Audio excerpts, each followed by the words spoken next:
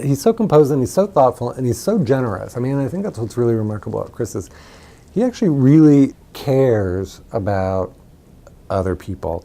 I think in a lot of ways, his war experience motivated him to seek alternatives to war. He met a doctor in Iraq, and he wrote this very moving story. I was at a checkpoint in Iraq, my last tour, and I was kind of jaded.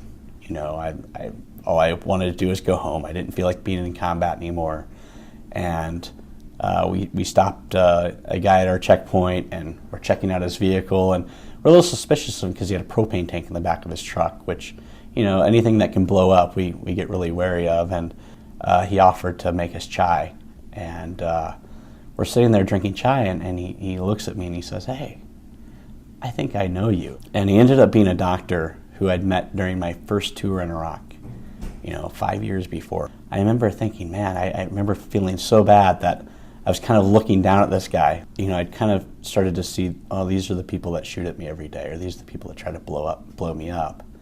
But that personal connection that this doctor wanted to make with me, he wanted to hear my story, he wanted to tell me his, you know, made me go, you know, I really want to work the rest of my life hearing people's stories, connecting with them, and working not against them, but cooperatively.